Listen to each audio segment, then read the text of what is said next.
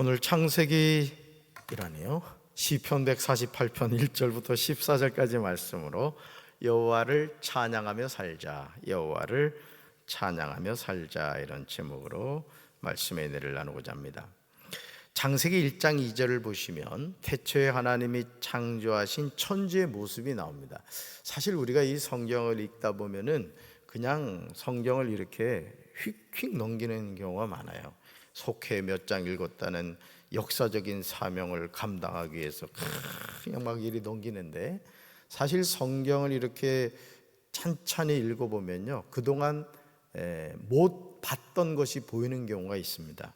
바로 창세기 1장 2절도 마찬가지인데요, 창세기 1장 2절 보면 태초에 하나님이 창조하신 천지의 모습이 어땠는가가 나옵니다.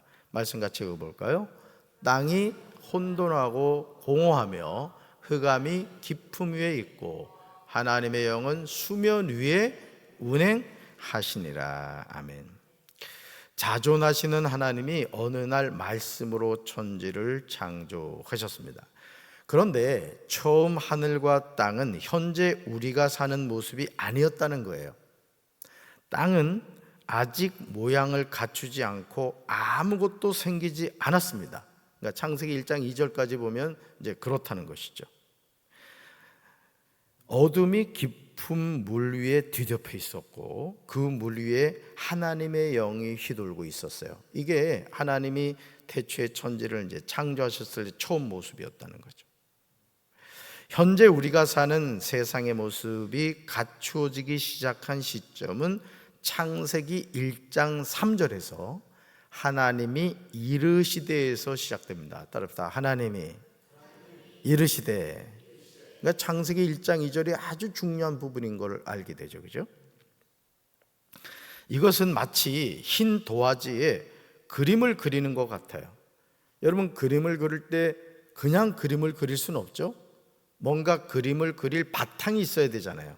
그러니까 하나님이 창세기 1장 1절에 태초에 하나님이 천지를 창조하셨는데 땅이 혼돈하고 공허하며 흑암이 깊음 위에 있고 하나님의 영이 수면 위에 운행하셨다. 이게 뭐와 같다고요? 도화지와 같다는 거예요. 그리고 창세기 1장 3절부터 하나님이 막 이제 그림을 그려 가시는 거예요.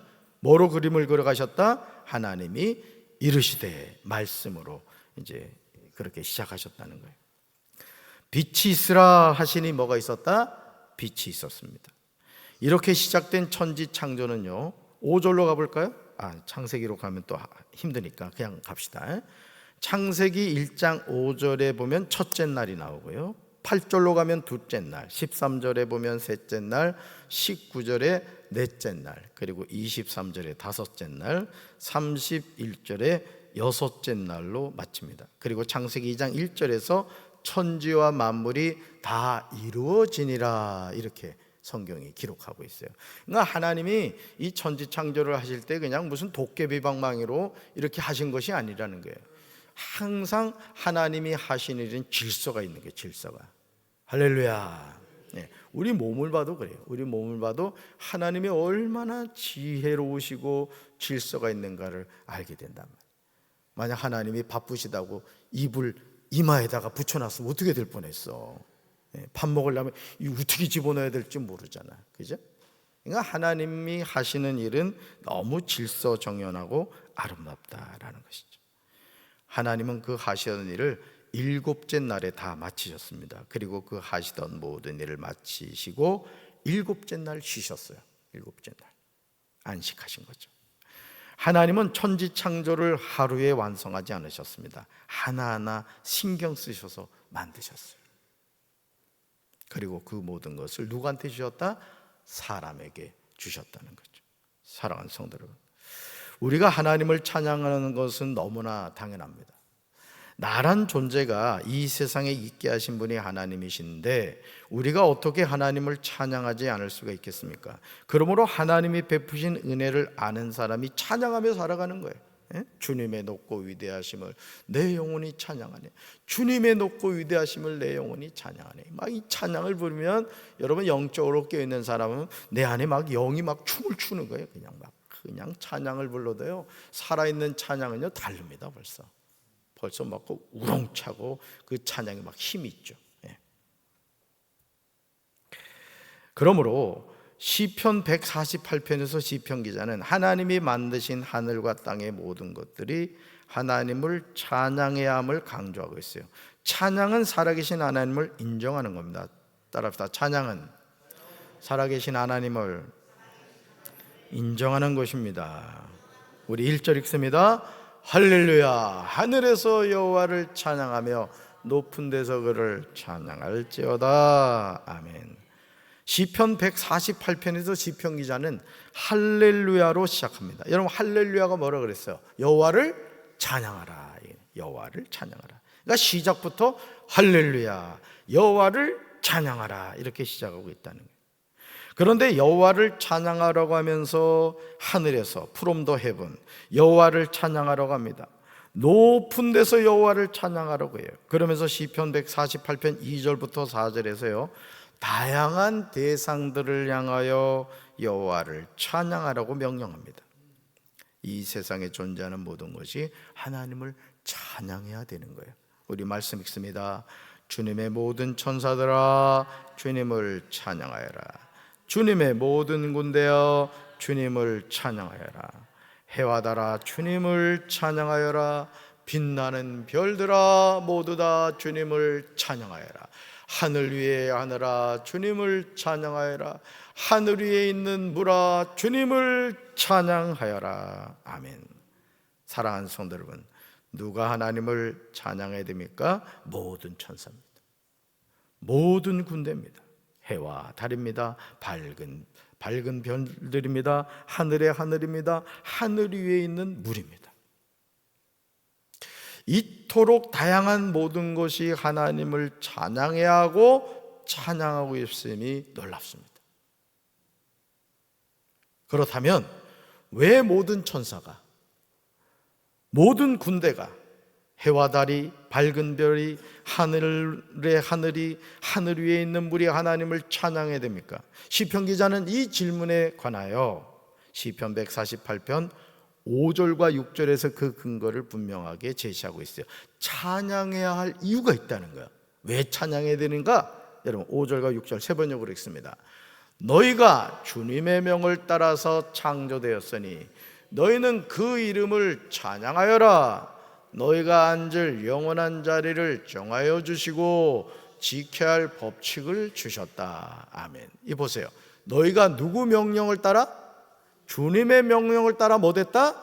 창조됐다는 거예요. 그러니까 너희가 뭐 해야 된다는 거예요? 그 이름을 찬양해야 된다. 밥값하고 살라는 거죠.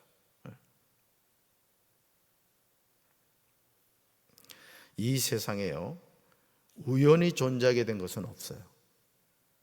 진화론에서 주장하듯이 어떤 이유에 의하여 우연히 아메바가 생겨났고 어떻게 하다가 그것이 진화하여 고등생물이 되었다는 식으로 말도 되지 않는 주장을 하는데, 존재하는 모든 것은 창조가 된 거예요. 그냥 생겨나는 게 아닙니다. 예를 들어 저를 보세요. Attention please. 여러분, 제가 여러분들한테 이렇게 얘기합니다. 여러분 보십시오. 이 종이 어느 날 하늘에서 뚝 떨어졌습니다. 그럼 여러분이 저한테 뭐라 그러겠어요? 아, 우리 목사님이 3개월 간격으로 두 어머니를 천국으로 모시더니 충격이 크셨나 보구나, 이렇게 생각하지 않겠습니까?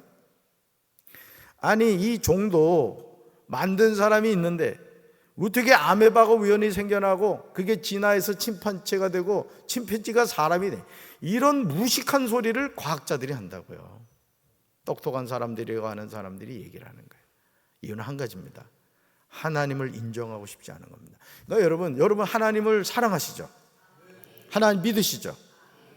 기적이에요, 기적. 하나님 본 적 있어요? 순 공갈치고 있네 지금. 근데 믿어지죠?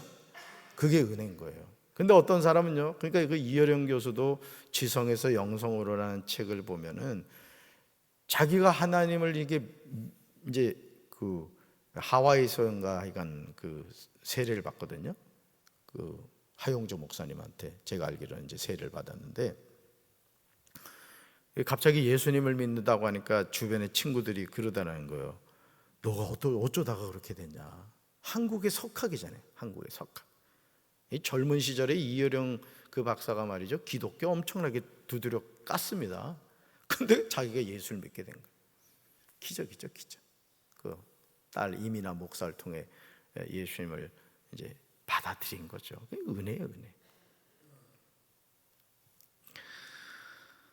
우주 안에 존재하는 모든 것은요, 잘 보세요, 하나님의 명령을 따라 창조가 됐습니다. 뭐에 따라? 방송실 보여줄까요? 네, 하나님의 명령을 따라 뭐 되었다? 창조됐다. He commanded and they were created 했단 말이에요. 그러니까 우연히 존재하는 게 있다 없다? 없다는 거예요. 그러니까 여러분, 이 종을 분명히 만든 사람이 있듯이 이 세상의 모든 것을 만드신 분이 계시다. 그분이 누구시다? 하나님이시다. 이게 하나님이시다. 네. 더욱 놀라운 사실은 하늘과 땅의 모든 것이 앉을 영원한 자리를 하나님이 정하여 주셨으며 그들이 지켜야 할 법칙을 주셨다는 거예요. 법칙을. 그러니까 여러분, 이 말씀이 참 중요합니다. 너무너무 중요한 거예요. 저는 이 말씀 준비하면서 이거 참 은혜 받았거든요.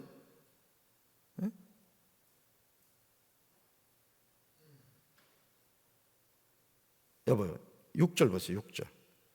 여러분, 그가 또 그것들을 영원히 그죠? 세우시고 패하지 못할 뭐를 정하셨도다? 명령을 정하셨다는 것이죠. 여러분, 사람이 살기에 적당한 지구를 주시고 지구가 공정과 자전을 통하여 사계절을 주시고 햇빛을 주시고 비를 주시고 구름과 안개를 주시고 아침과 저녁을 주시고 모든 것을 어쩌면 그렇게 세밀하게 주셨는지 몰라요. 모든 것이 질서정연하게 움직이는 거예요. 그렇죠. 하루는 24시간, 1년 365일. 공정과 자전이요, 하나님이 정해놓으신 법칙대로 되는 거예요. 이 모든 것을 누가 정해놓으셨다고요? 하나님이 정해놓으신 거예요. 하나님. 그러니까 하나님이 정해놓으신 것은 늘 질서정연합니다. 항상 질서정연. 그래서 여러분, 그 철새들 아시죠? 철수 동생이 철새 아니야. 그런데 이 철새가요, 몇만 킬로를 날아다니는 겁니다. 정확하게. 그러니까 작년에 우리 집에 왔던 그 제비가 그 다음에도 또 옵니다. 지붕을 덮어버리면 못 오지만은 이상하게 그 제비가 또 옵니다. 또 와요. 어쩌면 그걸 기억하고 오냐고. 우리나라도 여러분 강원도만 있는 게 아니잖아요.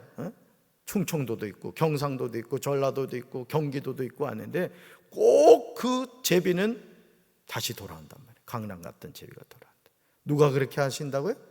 하나님이 그렇게 해주신 거예요.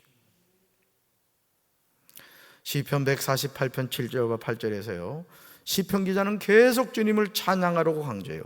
우리 이번엔 쉬운 성경을 한번 읽어봅시다. 땅에서도 여호와를 찬양하여라. 너희 큰 바다 동물들과 해양들아 주를 찬양하여라. 번개와 우박과 눈과 구름들아 주의 명령을 따르는 폭풍들아 주를 찬양하여라. 아멘. 사랑하는 성도 여러분, 하나님의 형상대로 지음을 받은 사람만 찬양하는 게 아니에요. 땅에서도 큰 바다 동물들과 해양들도 번개와 우박과 눈과 구름들도 주의 명령을 따르는 폭풍들도 하나님을 찬양하라고 이야기하고 있는 거예요. 그러니까 이 세상 모든 만물이 뭐하고 있다고요? 찬양하는 거예요. 누구를? 하나님을. 나를 만들어주신 하나님을 찬양해요. 그러니까 여러분, 하루하루 살면서 찬양하며 사세요.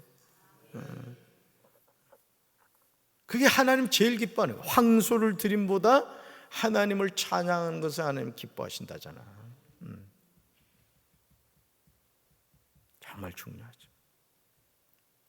이어지는 9절 이하에 나오는 내용도 마찬가지예요. 볼까요? 9절 이하 보세요. 여러분 성경 보세요.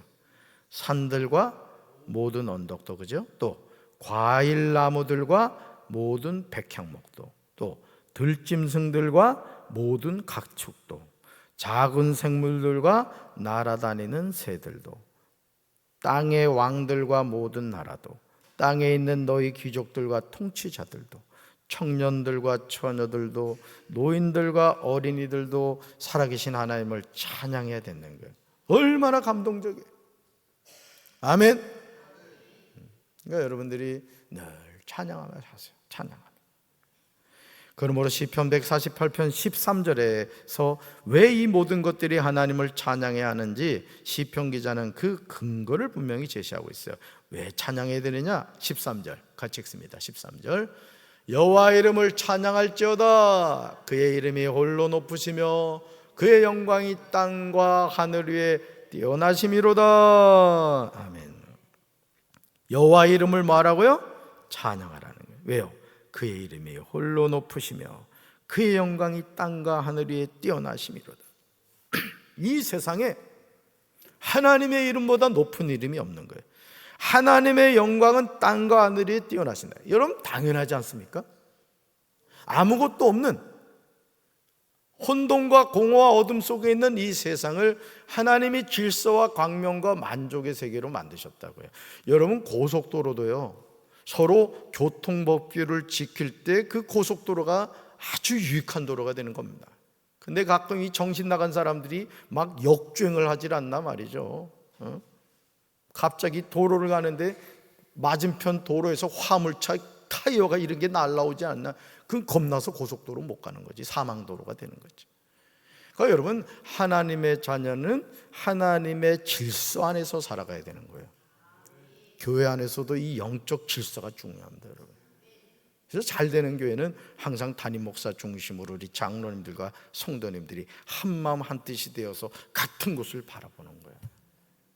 우리 교회가 그래서 복을 받은 거라고. 아멘이십니까? 담임 목사가 목회하면서 마음이 불편하면 그 교회는 생명이 끝나는 겁니다. 여러분 마음이 상한다 그러잖아요, 그죠? 여러분 마음이 상한 상태에서요 아무리 몇십만 원, 몇백만 원 음식 먹어보세요. 음식 맛이 느껴지지 않습니다. 그런데 마음이 편안하면 꽁보리밥을 비벼 먹어도 맛있는 거야. 아멘. 모두 하나님의 이름을 찬양해야 하는 이유는 하나님의 이름만이 홀로 높기 때문입니다. 하나님의 위엄이 땅과 하늘에 가득하기 때문이에요. 그러니까 이 우주 삼라만상을 누가 통치하고 계신다? 하나님이 통치하고 있는 거예요. 하나님이. 그러니 여러분 이 놀라운 진리를 여러분 깨달으셨잖아요. 저 서울대학교 뭐 박사학위, 하버드 박사학위 받은 사람보다 여러분이 더 지혜롭고 똑똑한 사람이요. 굳이 미국 유학 갈 필요 없다고. 또 내일 유학 간다 그러지 말라고. 그러니까 여러분 이 세상 최고의 지혜가 뭐냐? 하나님을 알고 그 하나님을 믿고 살아가는 거예요. 하나님 잘 믿읍시다. 그래야 돼. 하나님은 하나님의 백성을 강하게 하세요. 하나님은 모든 성도의 찬양이요 이스라엘의 찬양이며 주를 가까이 하는 백성들의 찬양입니다. 그러므로 호흡 있는 자는 여호와를 찬양하며 살아야 되는 거예요. 아멘이십니까? 이제 나를 지으신 하나님의 이름을 찬양하며 살아야 될 줄로 믿습니다.